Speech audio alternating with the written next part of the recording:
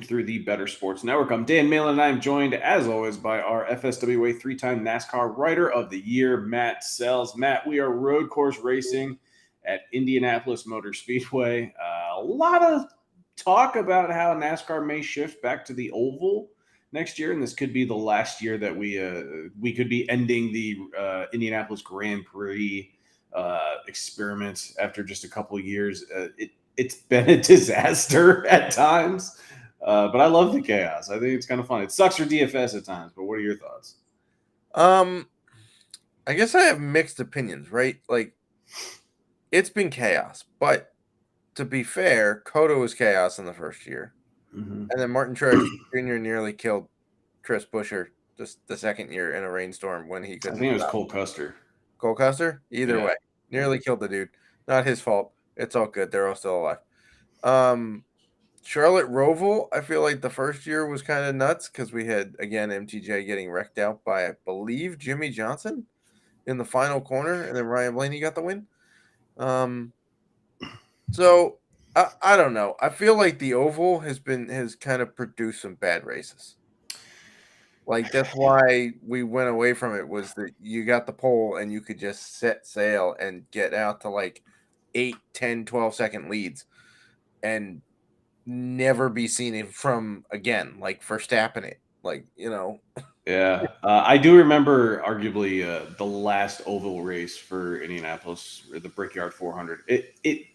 It seemed kind of boring, but I also remember that there was like a massive pileup on pit road just because it does have one of the more narrow. Yeah, and a guy got spun and basically blocked the entirety of pit road. Then we had a pile up, much like we did at the final corner there in Chicago when they got blocked, and then looked like we're in traffic. I don't know. Should Indy stay on the schedule? Yes. In some form or capacity, it should stay on the schedule. Clearly, Roger Penske owns the track, so that's almost assuredly going to happen. The trick is, if Cup goes to the oval, Xfinity has to go to the oval too. So I thought about this because I know that they run them in two different games, because they can't run them the same weekend. It's way too hard to switch the track. What if they did Xfinity road course practice and qualifying Friday, and you ran it Friday night, and then you could do trucks on Saturday at IRP, and you could pretty much use overnight Friday night into Saturday to transition the track back to the oval for Cup, so they can do their practice and qualifying and race the oval on Sunday. Well, when are you getting practice and qualifying in for Cup? I mean, it would be a massive effort overnight to transition the track back from the road course to the oval. Now, the other issue is like, well, what if there's bad weather on Friday and you can't, and you have to run the Xfinity race on Saturday? There's no room. Logistically, it's a nightmare. Yeah, unless you run it two different race weekends. You also have to work with IndyCar, because IndyCar is running the Indianapolis Grand Prix this weekend on the Indy road course. So they're there too. In fact, I think they're running tonight after the Xfinity race. I think they're before the Xfinity race. Or before? Yeah. That's a hell of a ticket. Like, can you imagine? Yeah, it's a 3. Like, you're getting, and if you got the trucks over at IRP, which is just down the road, that's a heck of a race weekend, to be sure. So I don't know. It's an interesting conversation. If Indy races like Pocono just did or Michigan just did, then maybe it's worth switching back to the oval. Not a bad thought. But we did waste enough time just talking about the prospects of NASCAR's schedule, and they haven't even released it. But we do have some NASCAR DFS contests for Sunday. We had practice, we had qualifying, and the way it shook out, we're looking at a ton of chalk, so many position differential options. And I guess the beauty of this race and what we've seen in 3 races with Xfinity and 2 races in the Cup Series is that it's chaotic. It's a higher variance road course. It's a smaller sample size, sure, but we've just seen so much chaos the last couple of years that they've run here across both series. And so you kind of just have to embrace it. But at the same time, we're getting 2 very popular drivers in great equipment starting on the very back row. And it's easy to just plug those 2 into your lineup. So it's like, Are you okay playing cash games this week and just eating the chalk with Byron and Harvick? And there are plenty of other guys too starting pretty far back. So, is this more of a GPP week where you feel a little better getting different, or how are you approaching the slate, man? Yeah. First of all, you know that I'm the bigger proponent of cash games between the two of us. This weekend, I think there's some chalky cash options to be sure. Oh, for sure. So I'm going to play more GPP than I normally do because of the variance, because I feel like you can get different. You don't have to ride pole sitters here. This one you may want to. I don't know. We'll talk about that in a little bit, but I kind of feel like this is a better GPP slate than a cash game slate because Byron didn't qualify. So the news came out on Friday that he failed tech 4 times. I don't know. He failed it a bunch. His car chief got ejected. He did not do a qualifying lap. He's starting in the back. He was able to practice. The car was okay at practice. Harvick, the only thing I've heard about Harvick this week is apparently on the off weekend in June, he went to Italy and fell and bruised a rib, and he's been dealing with it all summer. I literally don't think I ever saw the car on track for practice. Qualifying was a disaster.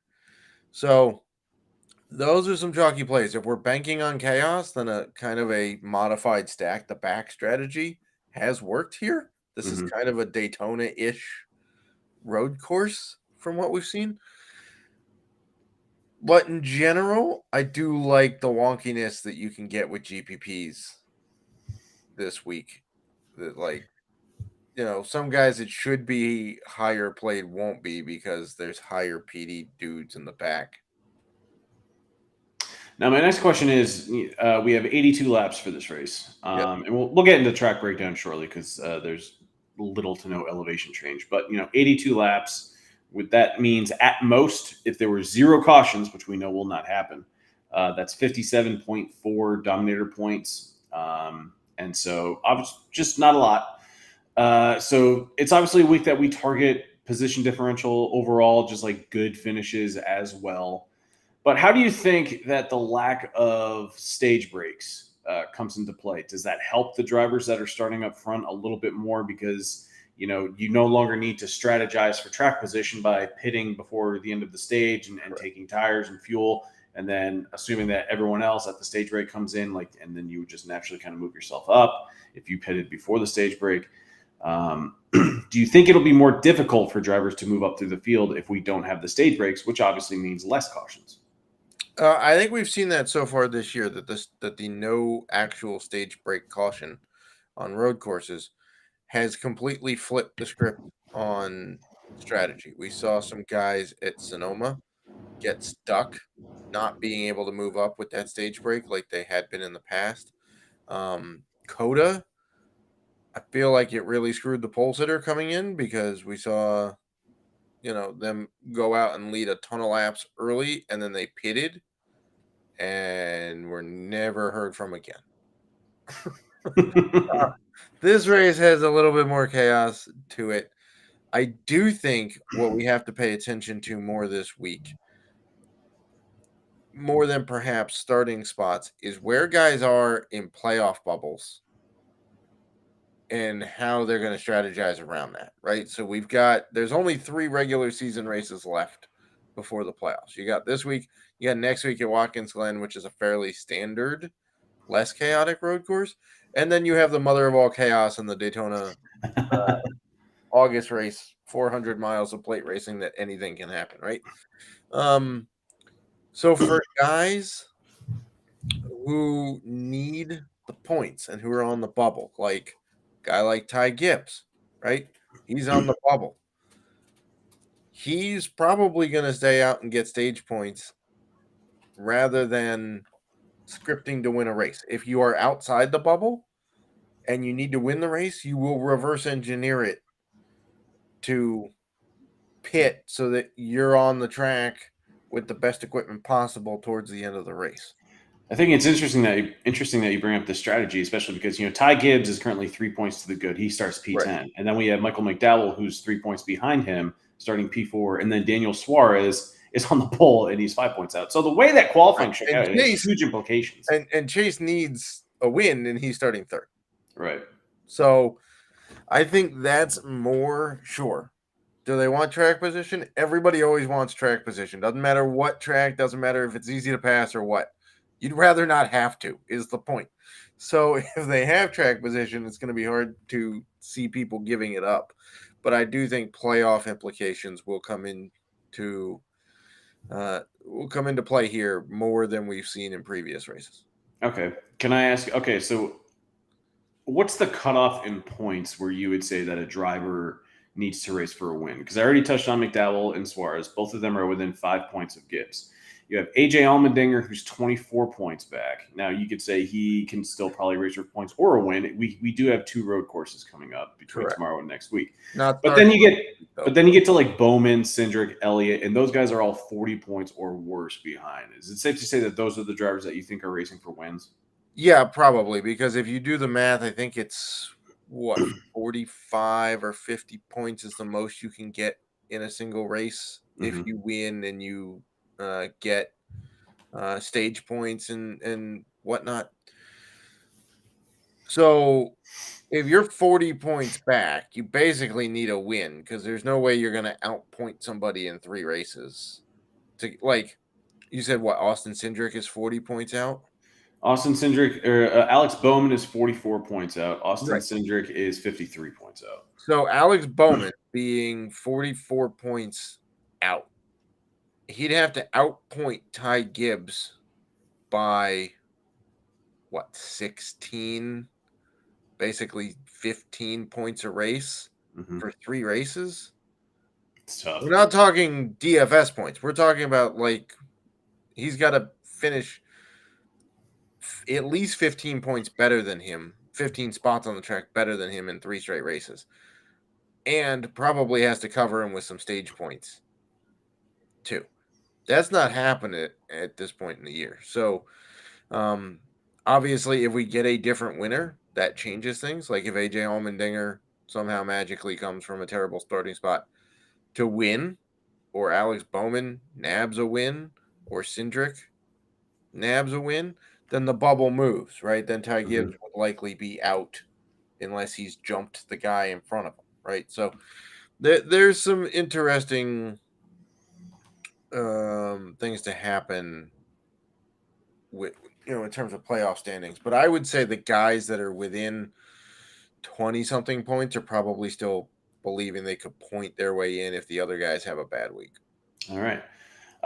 Indianapolis Motor Speedway, it's about 2.5 miles in length with 14 turns. A lot of just like pure straights in this complex. I wouldn't say it's like a super technical track, but obviously turn 1 is going to be a disaster. It's been kind of a mess the last couple of years for both Xfinity and Cup. And now they have that long run through where you got to run through like a construction zone to get back on the track. Is that what Kyle Larson did today?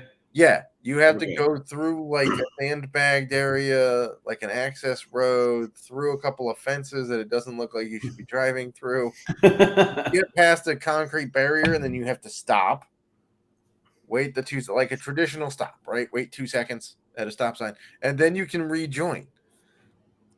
But I mean, I understand why they did it. Some guys shot through turn 1 because you really only had like a stop and go, which didn't really cause that big of a problem in previous years.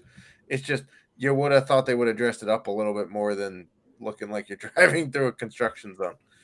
I'm with you though. It's not a hyper technical track. There is a slower section and a faster section.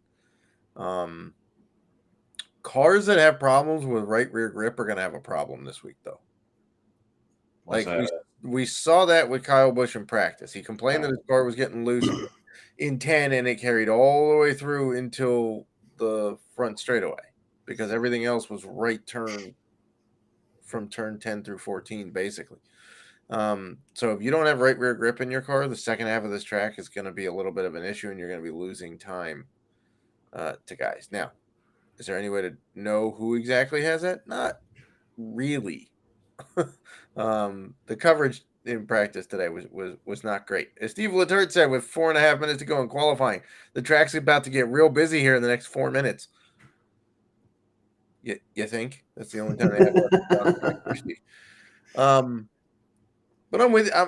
I would put this up with Watkins Glen as a faster, less technical track. It's certainly not like Sonoma.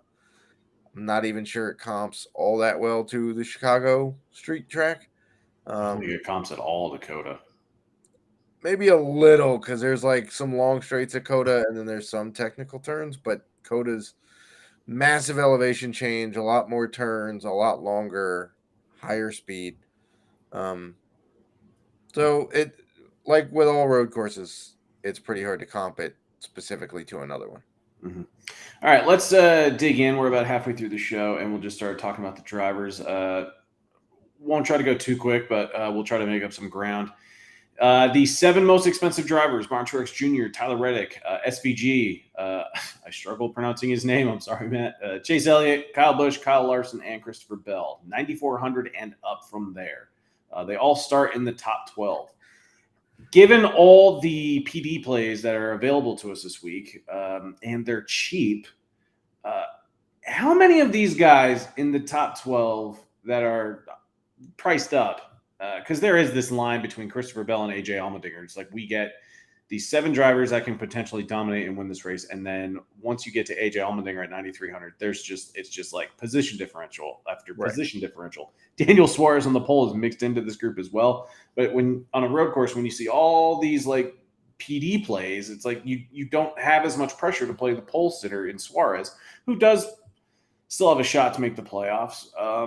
But how many of these guys, the 7 most expensive drivers, do you think that you'll be playing in the same lineup? Like, do you want to have at least one of them in there, maybe 2, maybe none at all, if you're just going to stack the back and go for the position differential? I think you kind of have to have one. Just to differentiate your lineup? Yeah, and you need the win equity because the odds of dude starting outside the top 12 winning this race, pretty slim. I mean, with all the chaos of the first race, AJ Allmendinger won it from 8th.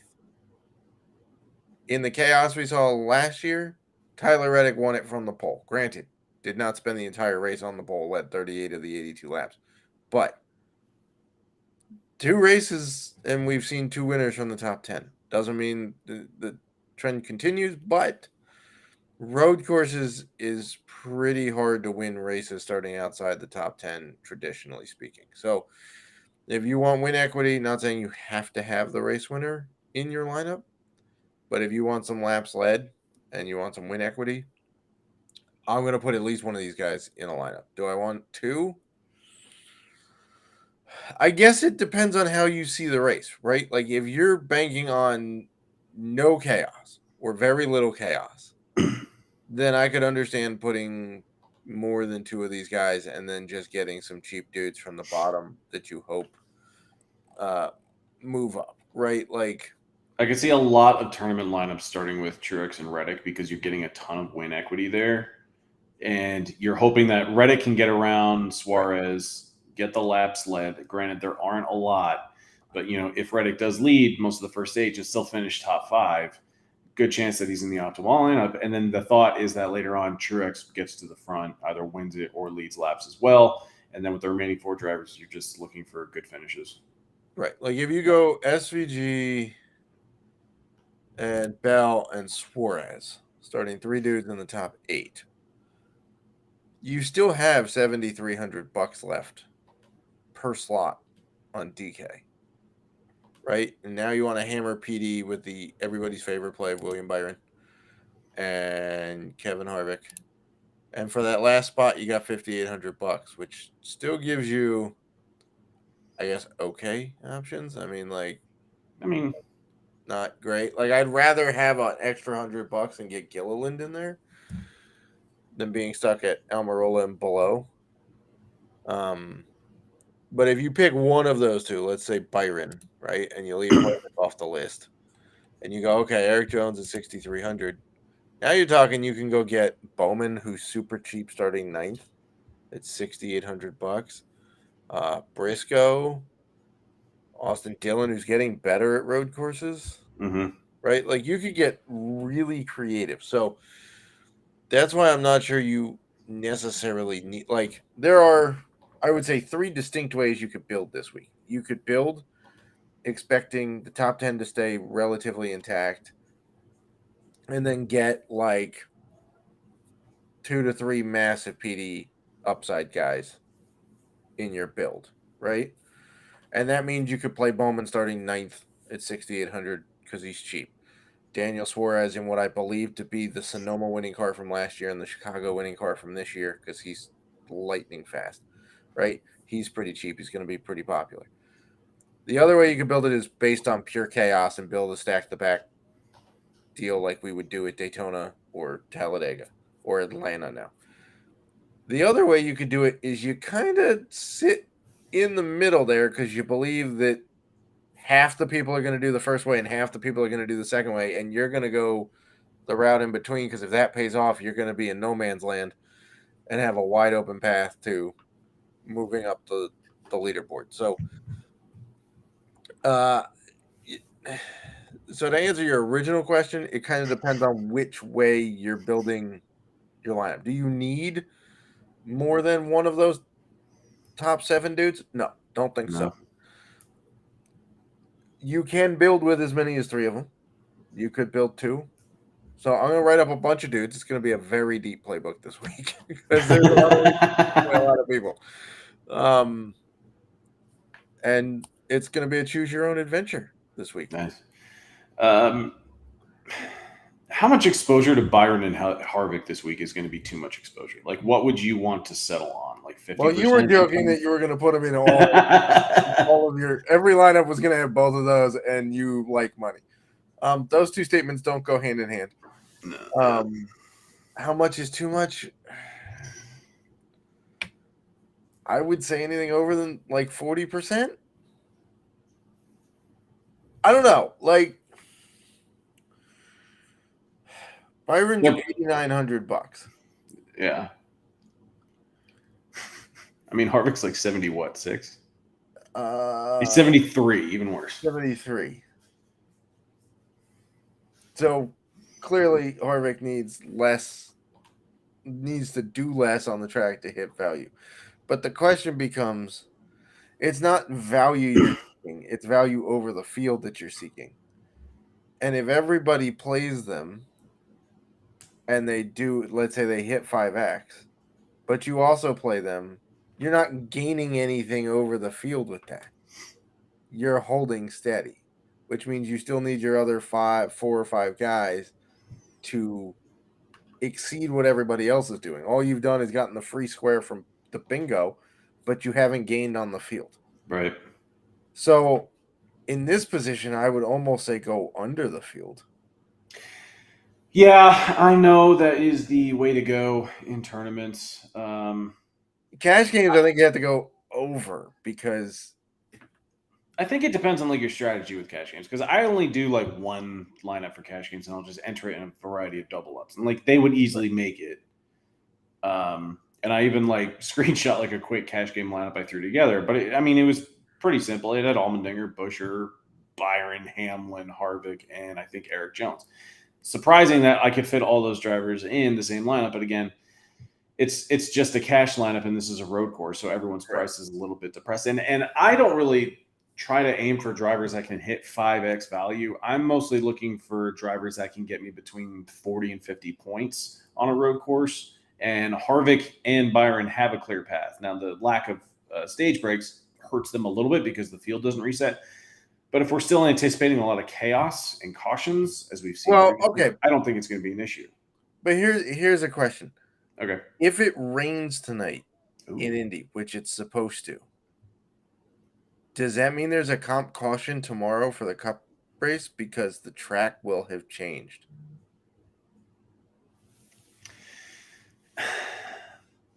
It will have changed. But if they were on the track. But would it be? Are you saying that the track would change and that it would just still be wet by the time they go green tomorrow? No, I'm just saying, like, we've seen NASCAR have comp cautions if it rains between practice, qualifying, and the race for the Cup Series. Like, even when they've gotten in full practices. Yeah, no, I know. I guess it's possible. I'm not saying the track would still be wet. I'm just Right. saying that because it changed and it's now no longer rubbered up, because remember the cup guys were, there's rubber on the track. They built it up. Now there's going to be IndyCar. There's going to be Xfinity. There's going to be a bunch of different rubber on the track. It's going to be basically, depending on how hard and how long it rains and whatever, it'd be essentially a green track tomorrow. Mm-hmm. So there's a chance that there's a comp caution, which throws a little bit of a wrench into this too. But I would say you want to be under the field on Byron and Harvick in tournaments. Now, we only have a few minutes left. So before we get to final thoughts, I guess we've talked about, the contenders and the winners of the race and obviously the PD guys. But if there's a diamond in the rough, maybe a guy that you really like that might be off everyone's radar because he may not be starting up front or he may not be starting as far back as Byron or Harvick. Like, who could that driver be? So Kostecki, we got to watch him because he had a little bit of damage in qualifying, I believe. So he may make some adjustments. Mm-hmm. And if he's not starting 11th, it's definitely going to change my read on him at that price. The other international guys like Kobayashi and Jensen Button and Rockefeller, I'm less high on, to be completely honest, because it's a bigger learning curve. The reason why SVG came over and is doing well is because the supercar is basically the exact same car as a Cup Series car at this point. It weighs a little different, handles a little different, but basically the same car. So if there's a guy who's kind of off people's radar, I mentioned Austin Dillon. I think he's getting better at road racing. I think he's learned a decent amount from Kostecki coming and Kyle Busch coming to RCR. Hard to get Chris Buescher off my mind because that guy's been won back-to-back races, then threw his wife under the bus for not coming to see him win. And he's been really good at road courses, really good at road courses. Austin Cindric, nobody pays attention to him ever. It's Penske's home track, literally. They own it. So he's a guy who could just sneak into top 10s. I think he won here in the Xfinity Series too. He did. He does have a win here in the Xfinity Series. I kind of like Keselowski, not going to lie. 6,900, he starts P22. There are cheaper options starting further back. There are more expensive options. I think a lot of people skip over Keselowski because they just try to fit in Kevin Harvick, who is only $400 more. I know we don't necessarily think of Brad as a good road course driver, but I'm mostly just looking at, I guess, the way he's been trending. He's got 4 top 6 finishes in his last 5 races, not road courses, but his teammate Chris Buescher is a good road course driver, and I don't think it's necessarily a bad thing that if you have that kind of teammate at your disposal to pick their brain. Daniel Hemrick does it with AJ Allmendinger. Anytime Allmendinger runs an Xfinity Series race for Kaulig, Denny Hamlin picks Tyler Reddick's brain. He's been very vocal about that. His setup for Sonoma. Exactly. So Brad Keselowski is one guy that I may try to be overweight in the field on, but I don't think it's going to take very much because I don't think he's going to attract that much ownership because I think people just easily will pay for Hamlin or Harvick, Byron, maybe even Eric Jones or Austin Dillon. I would agree. And I'm just going back and double checking on what LaJoie's done at road courses of late. He had a solid run in Chicago. That was kind of a interesting race. He did have a very good run at COTA though, to be perfectly honest, and solid run at Sonoma. So he's a cheapie who may be off people's radars because he's starting 14th. But if all he has to do is just hold that position, yeah. Yeah, if he holds that spot, you're golden. All right. Well, Matt, pretty good breakdown of tomorrow's race from Indianapolis Motor Speedway. Best of luck to you this weekend, and best of luck to the FA Nation. Best of luck, FA